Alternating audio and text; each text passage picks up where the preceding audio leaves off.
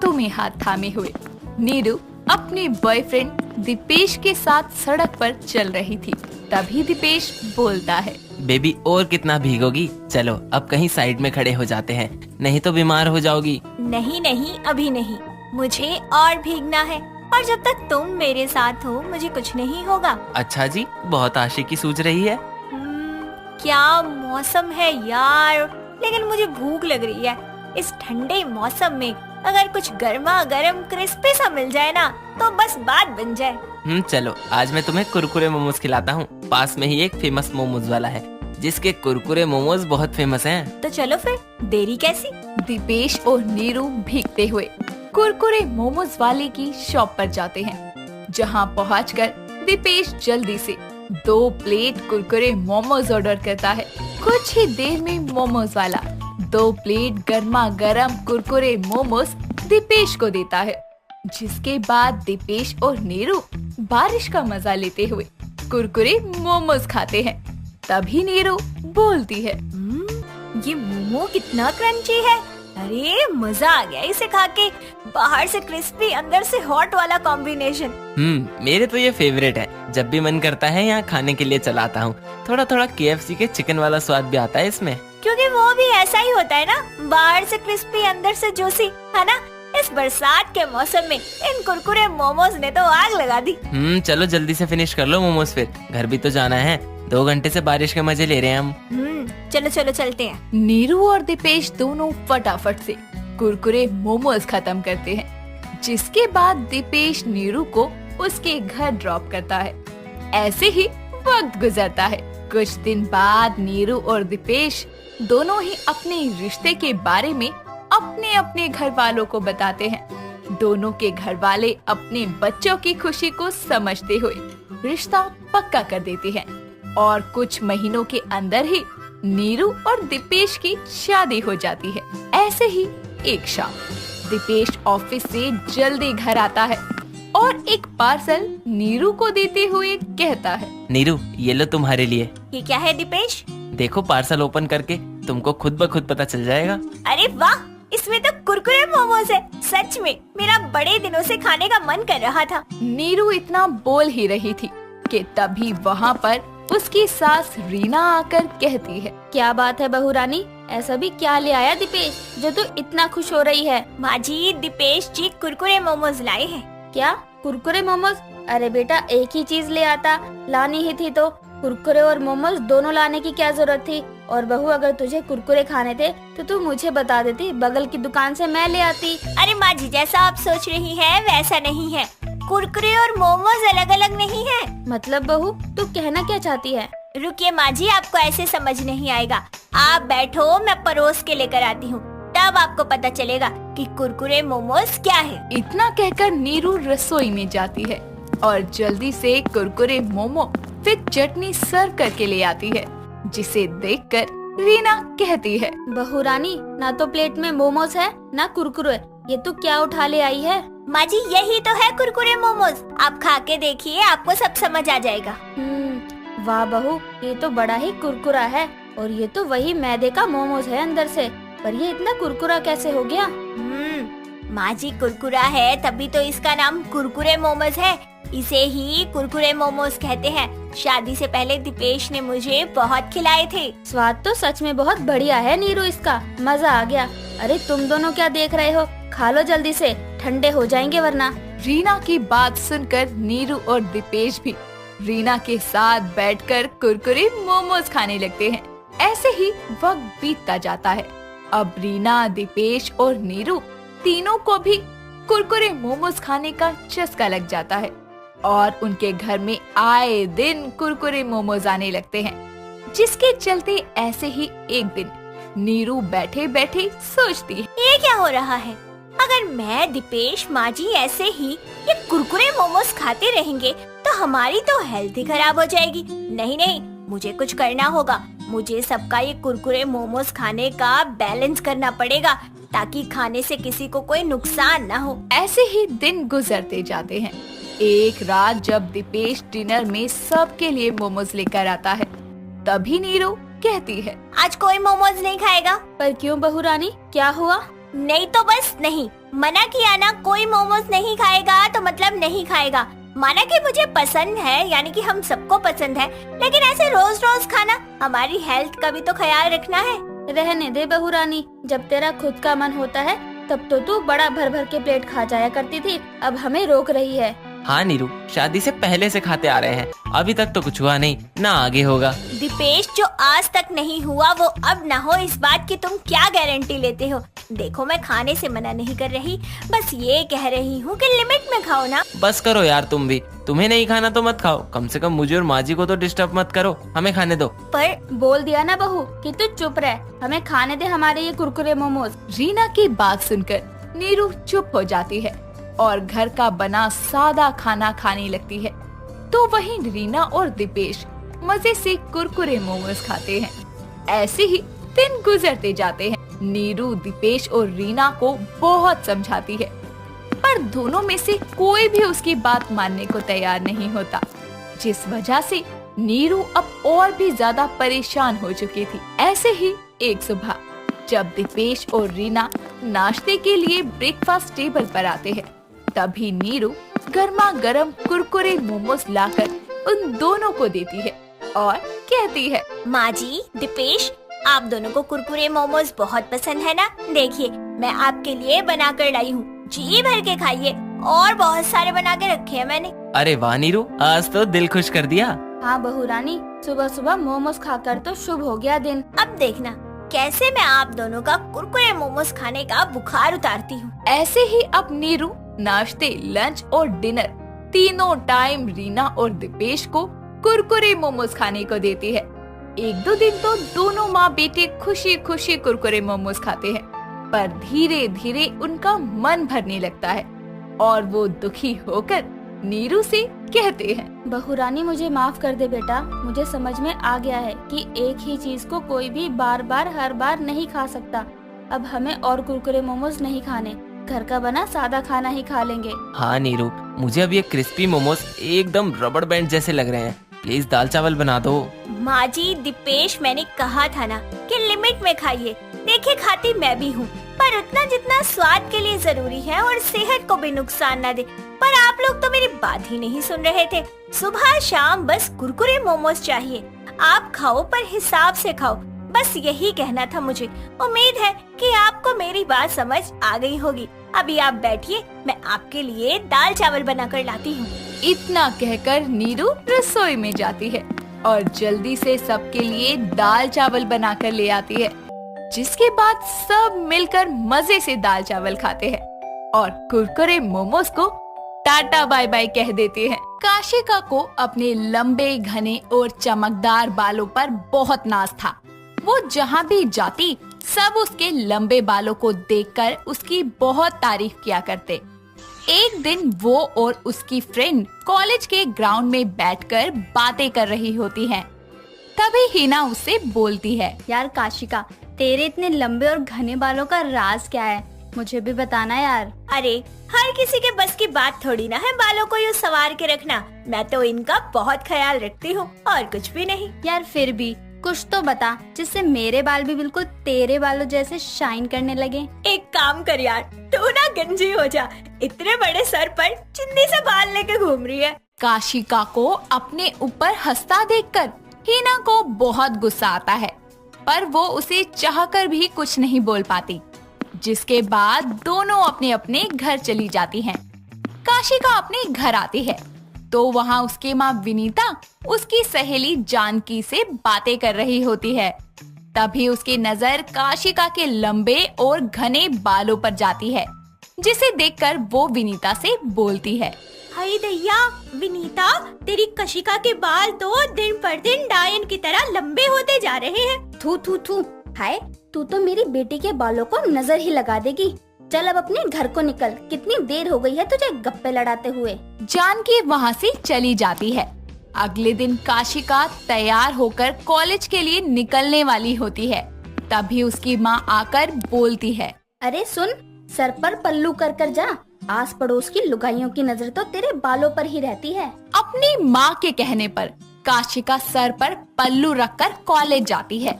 उसे ऐसे देखते ही हिना बोलती है, अरे बहन जी, कहीं आप मंदिर जाने की जगह कॉलेज तो नहीं आ गई? वो मंदिर आगे से 2 गली छोड़कर आता है। अब तू भी खिल्ली उड़ा ले मेरी।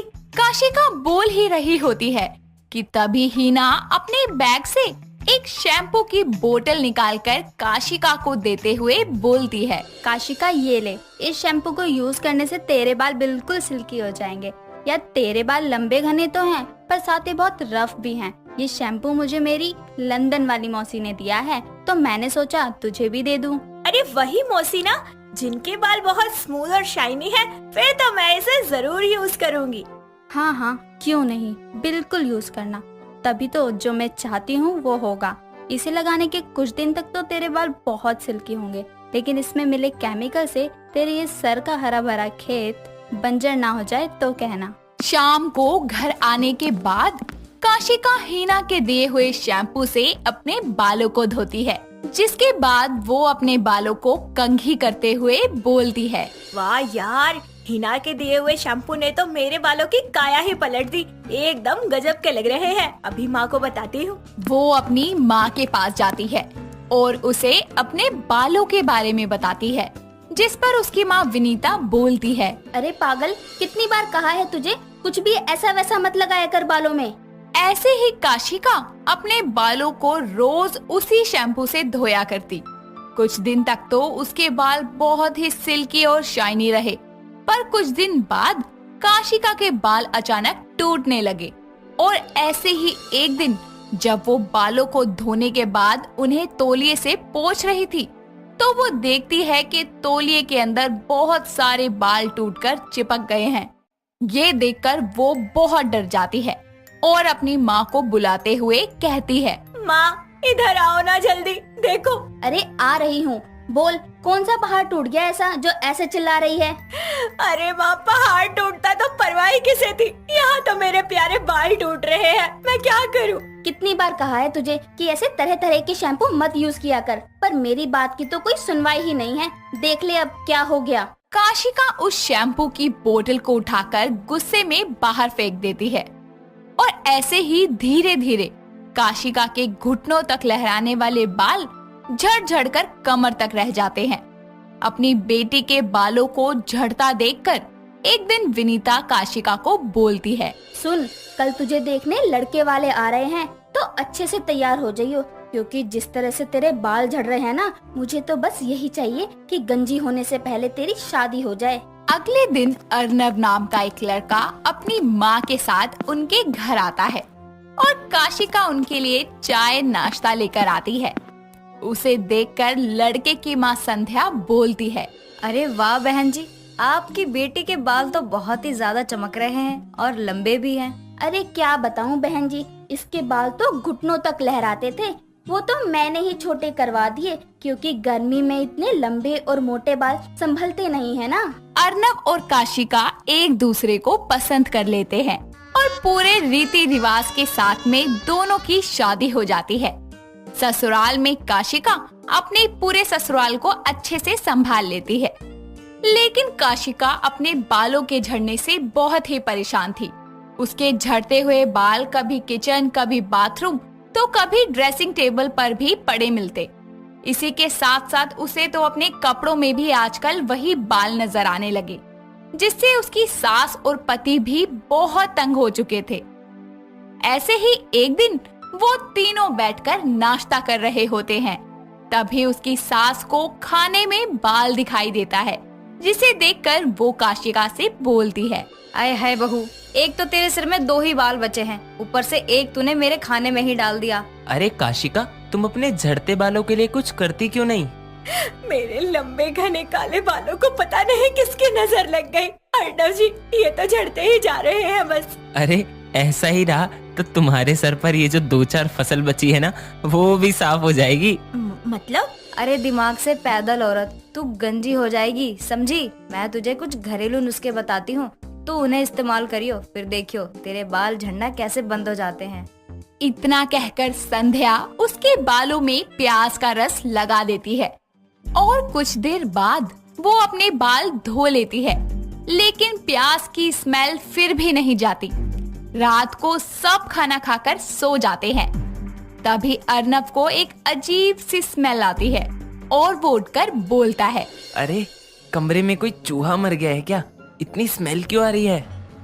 छी, ये स्मेल तो तुम्हारे बालों से आ रही है। मुझे बर्दाश्त नहीं होगा ये। मैं जा रहा हूँ बाहर सोने। ऐसे ही काशिका की सास उसे कभी मुल्तानी मिट्टी से बाल धोने को कहती तो कभी प्याज का रस लगाने को। ऐसे ही वो काशिका के बालों पर सारे घरेलू नुस्खे आजमा लेती है, लेकिन फिर भी उसके बालों का झड़ना बंद नहीं होता, बल्कि इन सब से तो उसके बाल और टूटने लगते हैं। अपने बालों के झड़ने से परेशान होकर काशिका अपने कमरे में एक कोने में बैठकर रोने लगती है। तभी उसकी सास उसके पास आकर कहती है, तू तैयार हो जा, अर्नब ने हमें उसके ऑफिस के पास आने को कहा है। वो दोनों तैयार होकर अर्नब के ऑफिस पहुंचती हैं।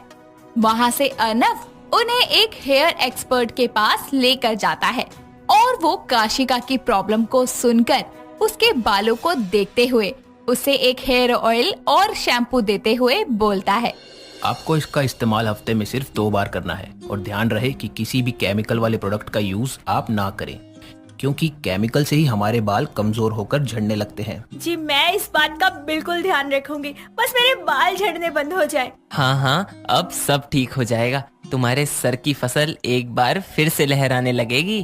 तो क्या मेरी बहू के बाल कभी नहीं झड़ेंगे?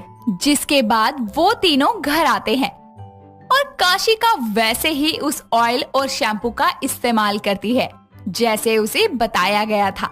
ऐसे ही समय बीतता जाता है और धीरे धीरे काशिका के बाल झड़ने बंद हो जाते हैं और उसके बाल पहले जैसे लंबे ना सही, लेकिन उसके बाल ना झड़ने के कारण घने जरूर हो जाते हैं। रिधि अपने कमरे में बैठकर टीवी देख रही होती है और टीवी पर मैगी का प्रचार देखकर वो खुद से बोलती है, क्या यार, बार बार मेरे सामने ये मैगी क्यों आ जाती है? इसे देखते ही मेरी चटोरी जुबान मुझसे मैगी मांगने लगती है। रिधि जल्दी से किचन में जाती है और अपने लिए 2 पैकेट मैगी बनाकर हॉल में बैठकर आराम से खाने लगती है।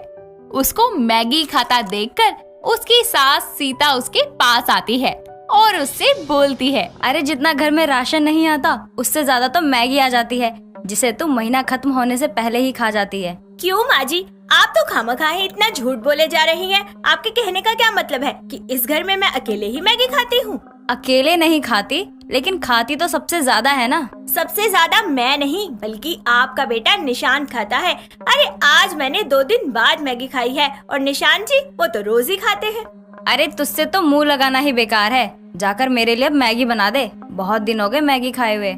आपको भी मैगी खाना पसंद है ना? या फिर मैं खाती हूँ इसलिए आप भी मैगी खाती हैं? अरे मुंह बंद कर, समझी? तेरे यहाँ आने से पहले मैं मैगी खा रही हूँ, उल्टा यहाँ आकर तूने मैगी खानी शुरू की है। जा रही हूँ मैं अपनी मैगी खत्म करके। इतना बोलकर रिधि अपनी मैगी खत्म करके फिर से किचन में जाती है और अपनी सास और अपने लिए फिर से मैगी बना कर लाती है।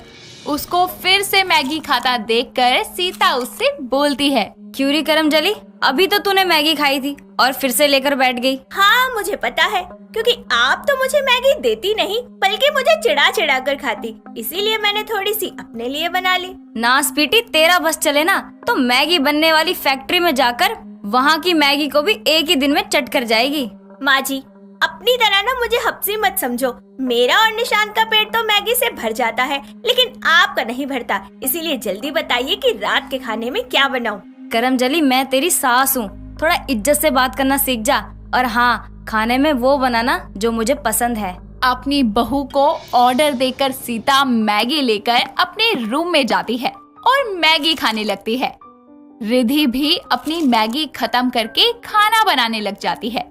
रात को निशांत ऑफिस से घर आता है, जिसके बाद वो फ्रेश होकर खाना खाने के लिए बैठ जाता है और खाते हुए रिधि से बोलता है, रिधि आज तुम्हारा फास्ट है क्या? आज मेरा किस चीज का फास्ट होगा? आज कुछ है नहीं ना? मैंने तो इसीलिए पूछा क्योंकि आज तुम खाने के लिए नहीं बैठी। अरे खाना किस पेट में खाएगी, शाम से मैगी ही ठूस रही है। अब जगह थोड़ी ना होगी तेरे पेट में जो तू खाना खा पाए। माँ जी आप तो ऐसे बोल रही हैं जैसे मैंने अकेले ही मैगी खाई थी, आपने तो खाई ही नहीं। चुप करो आप दोनों, जब देखो बच्चों की तरह लड़ना शुरू कर देती हो। थोड़ी खाई हो या ज्यादा, आप दोनों ने खा ली ना मैगी? हाँ तो अब मेरी बारी है, अब मैं खाऊंगा। तो रिधि मेरे लिए मैगी बना कर ले आना। अरे मैगी होगी तब तो तुझे देगी ना, सारी मैगी तो खुद ही खा गई। आप दोनों ने मिलकर सारी मैगी खत्म कर दी? मुझे कुछ नहीं पता, मुझे भी मैगी खानी है, मतलब खानी है। इतना बोलकर निशांत बच्चों की तरह गुस्सा हो जाता है और अपने रूम में जाकर सो जाता है। अगले दिन भी निशांत बिना कुछ खाए ही गुस्से में ऑफिस चला जाता है। उसकी ये नाराजगी देखकर सीता और रिधि मार्केट जाकर मैगी लेकर आती है। रिधि निशांत को मनाने के लिए YouTube पर मम्मा टीवी देखकर मैगी वाली बहू देखती है, जिसमें वो देखती है कि परी अपने ससुराल वालों के लिए भी कभी मैगी के पकोड़े तो कभी मैगी का पिज्जा बनाया करती। ये सब देखकर रिधि खुद से बोलती है, मैगी की इतनी सारी डिश बनती है, मुझे तो पता ही नहीं था। एक काम करती हूँ, आज मैं भी परी की तरह निशांत जी के लिए मैगी के पकौड़े और पिज्जा बना देती हूँ, इससे वो भी खुश और मैं डबल खुश। रिधि जल्दी से किचन में जाकर मैगी के पकोड़े और पिज्जा की रेसिपी देखकर सबके लिए डिनर में मैगी के पकोड़े और पिज्जा बनाकर लाती है, जिसे खाते ही सीता रिधि से बोलती है, क्या बात है, आज के पकोड़े और पिज्जा में तो कुछ अलग ही स्वाद है, ऐसा क्या डाल दिया तूने? मुझे मनाने के लिए इतना सब कुछ बना लिया तुमने, पर तुमसे मैगी नहीं बनाई गई। अरे निशांत जी नाराज क्यों होते हो? आज तो मैंने पूरा डिनर मैगी का बनाया है। ये देखो, Maggi pakora, Maggi pizza, Maggi समोसे। क्या ये सब मैगी से बने हैं? तभी मैं कहूँ खाने का स्वाद इतना लाजवाब क्यों लग रहा है। निशांत जी आप मुझसे अब भी गुस्सा है? अरे गुस्सा हो तुमसे तुम्हारे दुश्मन, मैं तो तुम्हारा पति हूँ। आ जाओ सब साथ में खाते हैं। सब साथ में खाना खाकर अपने अपने रूम में सोने के लिए चले जाते हैं और रिधि किचन में जाकर थोड़ी मैगी अपने लिए और बनाती है, जिसके बाद में रूम में जाकर वो निशांत से बोलती है, निशांत जी ये देखिए, मैं हमारे लिए मैगी बना कर लाई हूँ, चलिए मूवी देखते हैं और मैगी खाते हैं। ये बोलकर दोनों मूवी देखते हुए मैगी खाने लगते हैं, जहाँ निशांत पूरे ध्यान से टीवी देखते हुए थोड़ी थोड़ी मैगी खा रहा था। तो वहीं रिधि निशांत को देख देखकर सारी मैगी खा जाती है। मैगी खत्म होने के बाद निशांत रिधि से बोलता है, रिधि ये क्या है, तुमने सारी मैगी खत्म कर दी? आप ऐसे कैसे बोल सकते हैं कि सारी मैगी मैंने ही खा ली? अरे हम दोनों खा रहे थे ना, अगर खत्म हुई है तो हम दोनों ने बराबर की खाई है। पर मेरा पूरा फोकस टीवी पर था और मैं थोड़ा थोड़ा खा रहा था, हम दोनों शेयर करके खा रहे थे ना, फिर तुमने मौका देखकर सारा क्यों फिनिश किया? मैंने भी शेयर किया था, तो प्लीज मुझे घूरो मत। गुड नाइट, मैं सोने जा रही हूँ। निशांत के गुस्से से बचने के लिए रिधि बात घुमाकर सो जाती है और अगले दिन निशांत के लंच बॉक्स में मैगी पैक करके दे देती है और खुद घर का सारा काम खत्म करके फोन में व्लॉग देखने लगती है, जिसमें वो देखती है कि एक लड़की 30 सेकंड का टाइमर लगाकर स्पाइसी मैगी खत्म करती है। ये देखकर रिधि भी किचन में जाकर मैगी बनाती है और उसमें हर तरह के चिल्ली सॉस डालकर 30 सेकंड का टाइमर लगा लेती है और अपनी सास को बुलाकर उससे बोलती है, ये देखिए माँ जी, एक्स्ट्रा स्पाइसी मैगी, बस आप देखते जाना कैसे मैं 30 सेकंड के अंदर इसे पूरा खत्म करती हूँ। बहू रानी, फेंकना उतना ही चाहिए जितना कि सामने वाला लपेट सके। इतनी सारी मैगी, वो भी एक्स्ट्रा स्पाइसी, तू 30 सेकंड तो क्या 30 मिनट में भी नहीं खा पाएगी। आपको ये सब मजाक लग रहा है? यही सोच रही है ना आप कि मैं ये चैलेंज पूरा नहीं कर सकती? तू ना किसी भी हाल में नहीं कर सकती, इसीलिए अपनी पागलपंती बंद कर और मुझे जाने दे यहाँ से। नहीं माँ जी, अब तो आप 30 सेकंड के बाद जाएंगी, जब मैं ये प्लेट खाली कर दूंगी। रिधि जबरदस्ती अपनी सास को रोककर उसके सामने 30 सेकंड के अंदर सारी मैगी खत्म कर देती है। ये सब देखकर सीता भी हैरान हो जाती है, पर इतना स्पाइसी खाकर रिधि का मुंह जलने लगता है। सीता अपनी बहू की बुरी हालत देखकर उसके लिए जल्दी से किचन से पानी लाती है और इसी के साथ कुछ मिठाइयाँ भी लाकर उसे देती है, जिसे खाकर रिधि का मुंह थोड़ा ठीक हो जाता है और वो सीता से बोलती है, मेरी सिंपल मैगी ही अच्छी है, मुझे नहीं खानी ये एक्स्ट्रा स्पाइसी मैगी और ना ही किसी दिखावे के लिए टाइप्स ऑफ मैगी खानी है। हाँ, चलो लेट ही सही, पर तुझे अक्ल तो आई। स्पाइसी मैगी खाने के बाद रिद्धि की आंखें और दिमाग दोनों खुल जाते हैं, जिसके बाद वो मैगी के साथ एक्सपेरिमेंट करना बंद कर देती है और पहले की तरह अपनी सास और पति से लड़ते झगड़ते सिंपल मैगी खाने लगती है।